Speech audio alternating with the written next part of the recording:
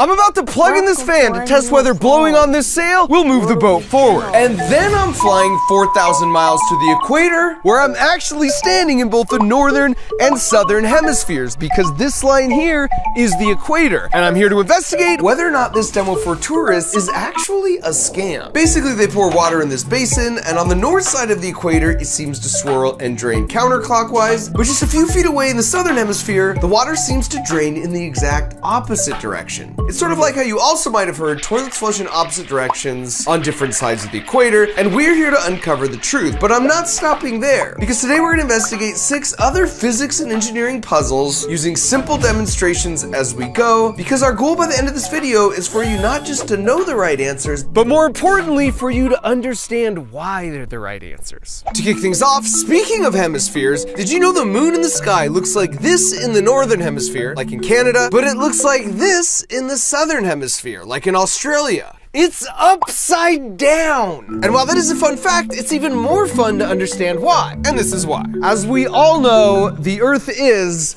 a sphere.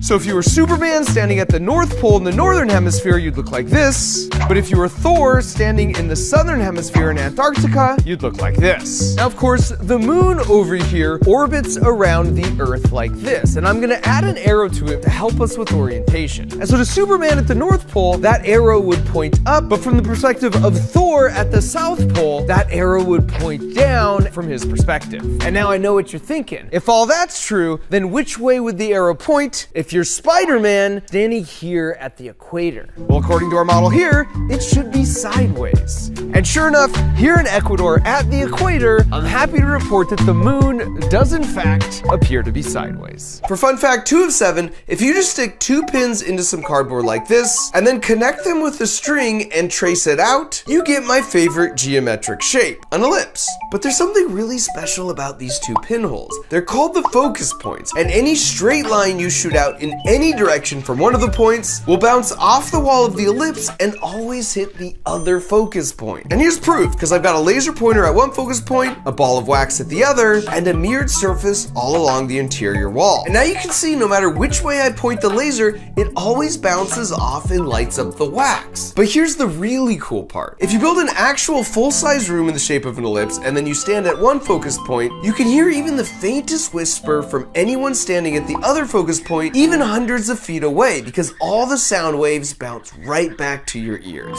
In fact, this actual ellipse-shaped room was built by John Quincy Adams in the US Capitol building. And legend has it, he was a master at anticipating the moves of his opponents plotting against him on the opposite side of the large hall. And now that you know the physics involved, it should come as no surprise that John Quincy Adams conveniently placed his desk right on top of this leftmost focus point. Next up at number 3, everyone knows when you slam on the accelerator pedal in a car, the stuff inside slides backwards, and then when you slam on the brakes, the stuff inside just keeps moving forward. Including you, by the way, which is why we wear seatbelts.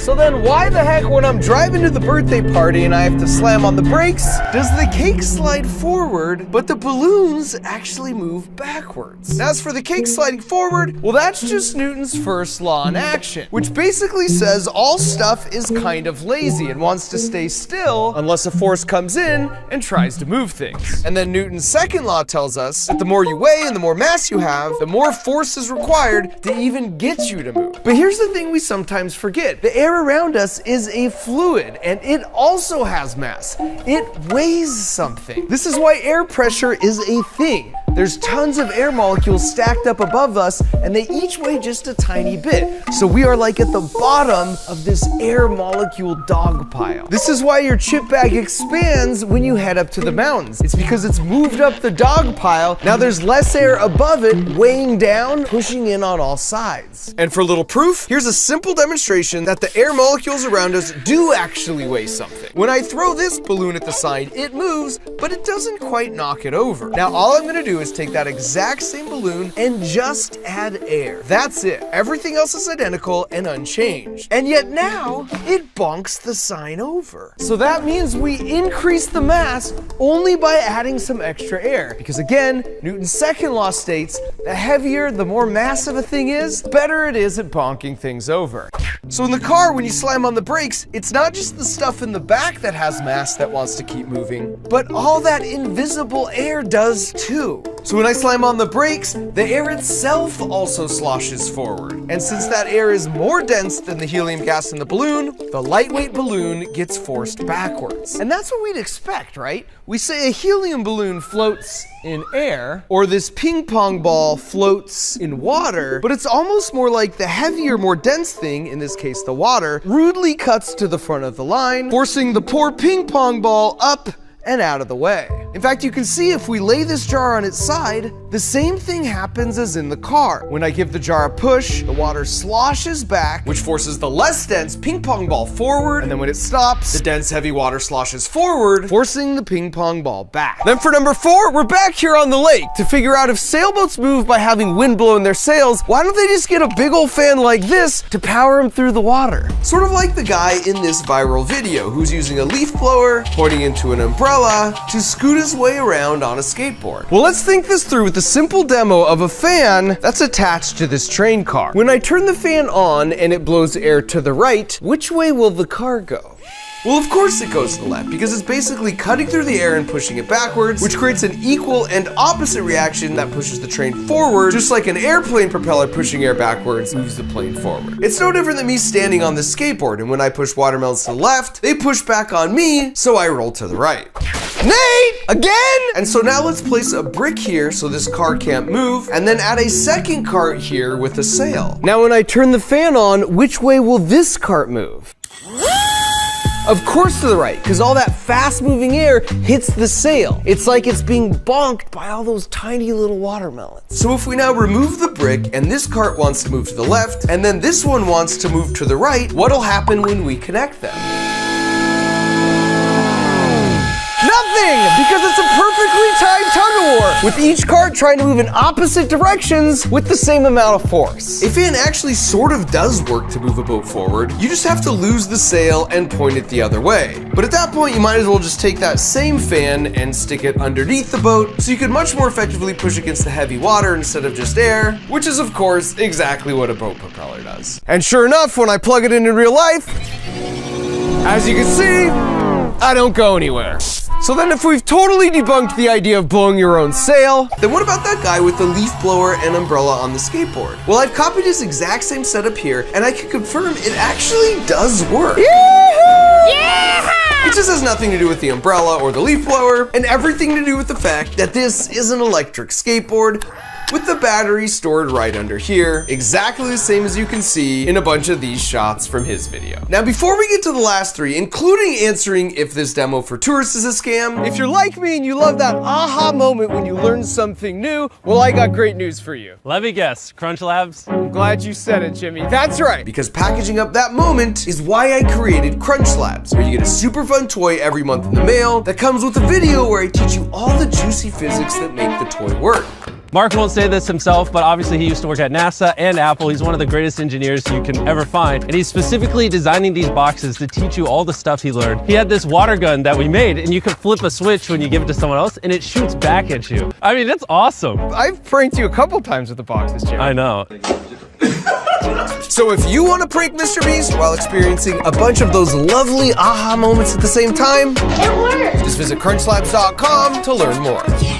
Now coming in at number 5 is the craziest fact I know. Imagine I just finished tying this rope all the way around the world. But now I just found out it was supposed to be a foot off the ground the whole way around. So the question is, how much more extra rope would I need to buy to add to this rope to make that happen? Now you might be thinking double or even triple this amount, but what if I told you you only need this much extra rope? 6.28 feet to be exact. Think about that. The circumference of the Earth is 131 million feet, and yet you only need this much extra rope to lift the whole thing a foot off the ground all the way around. And what's even crazier is if you did this around a basketball, it would be the exact same amount of extra rope. Now the math is just some straightforward 8th grade algebra, and you can see here, because the radius cancels out, it doesn't matter what size circle you use. It always works out to 2 pi, or about 6.28 feet of extra rope. But if math isn't your thing, don't worry, because if you just pretend the Earth is a square, it will immediately be obvious why the size of the object doesn't matter. So if this is my initial rope, when I raise it off the Earth by 1 foot, you can see in each corner, I only need 2 extra feet, so 8 feet total. And just like with a basketball, you'd still get the same answer if you tried it on a smaller four-sided shape like your TV, which is pretty close to the 6.28 extra feet needed for a circle. At number 6, there was a Kickstarter a while back that claimed to have invented a floating backpack that reduced impact forces by 86%. Welcome to the future of backpacking. You've never seen a backpack that moves like this, or that lets you move like this. And this motion isn't just for show. By suspending the load, Hoverglide reduces impact forces by 80 to 90%. I really took an interest once I noticed a lot of people in the comment section were debating whether or not this would actually help. So what do you think?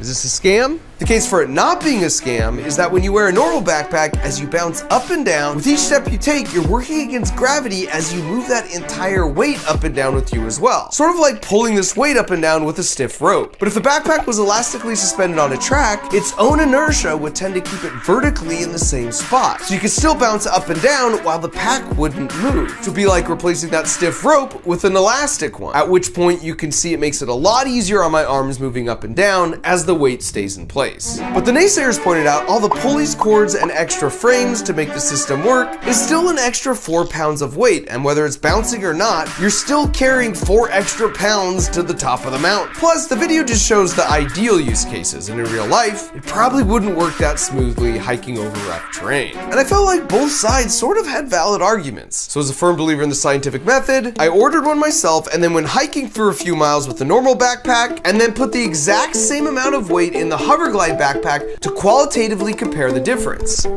So far I don't like it. Feels like it's like rocking me back. I'm gonna try jogging.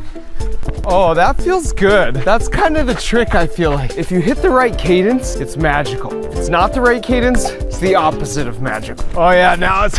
And then it gets out of sync. Throws you literally off balance. So my verdict is that on flat, predictable terrain, it can be beneficial. But on any sort of rough, sporadic hiking terrain, it's just not worth the extra weight and force from out of sync issues. And for our final science challenge, we're back here at the equator in Ecuador to see if this popular demonstration for tourists is actually a scam. Does the water really drain in opposite directions, even just a few feet on either side of the equator? And relatedly, do toilets also swirl in opposite directions in the northern versus southern hemisphere? Now for the toilets, let me just debunk that myth out of the gate.